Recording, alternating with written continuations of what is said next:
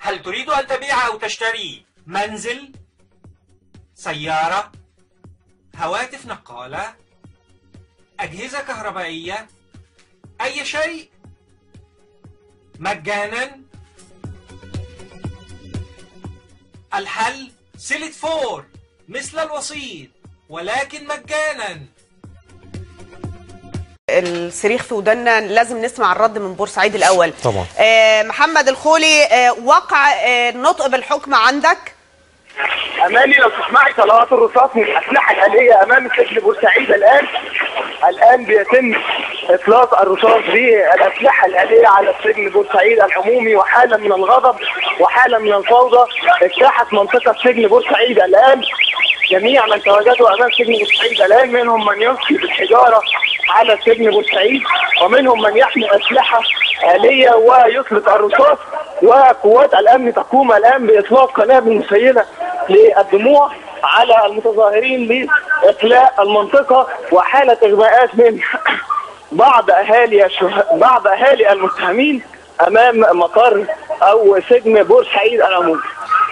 ولكن يعني عليهم أن يستمعوا قليلا. القضية لم تحسم هكذا، ما زالت الموقعة مؤجلة حتى شهر يعني حتى يوم 9/3/2013 ولسه في نقد بالفعل أماني. لكن حينما استمع البعض منهم تحويل الأوراق إلى مفتي الجمهورية، يعني لم يكملوا الاستماع إلى باقي النطق بالحكم، واجتاحت هذه الفوضى المنطقة، ومنهم من قام بإخراج بعض الأسلحة الآلية من بعض السيارات، وقاموا مباشرة بإطلاق النيران في اتجاه سجن بورسعيد العمومي. ماذا عن المجموعات الأمنية يا خولي اللي ذكرت إن هي كانت في تعزيزات في محيط سجن بورسعيد العمومي؟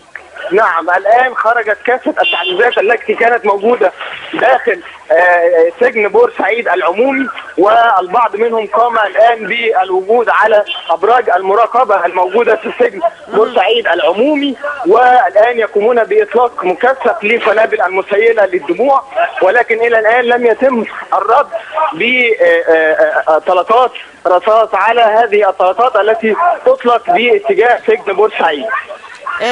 يعني بداية نرجو أن يعني تتوخى لنفسك السلامة شديد الحذر. صحيح. وإيه اللي ممكن تاني تنقله لنا غير ردود الفعل الغاضبة؟ يعني في المحافظ موجود، في حد بيحاول يحتوي الموقف عندك، خاصة ان يعني الناس بمجرد السماع للجزء الاول من منطوق الحكم تم التعامل معه، في حين ان الحكم ما زال يعني مؤجل بصورة اخرى او بطريقة اخرى حتى 9/3/2013. يعني هو أماني في البداية بس نتمنى عدم وقوع أي إصابات يعني في هذه الموقعة. البعض كان يخشى من كما ذكرت من هذا المنطوق بالحكم، وكما ذكرت من قبل كان هناك موضوع سيناريو للفوضى إذا تم الحكم بإدانة هؤلاء بالفعل، والبعض كان على استعداد لهذا الحكم. لم يتواجد أي من المسؤولين في هذه المنطقة لاحتواء على الأقل هؤلاء يعني لا في محافظ ولا مدير أمن ولا أي حاجة يا خولي، ولا أي مسؤول موجود في نطاق هذه الأحداث التي تدور حاليا.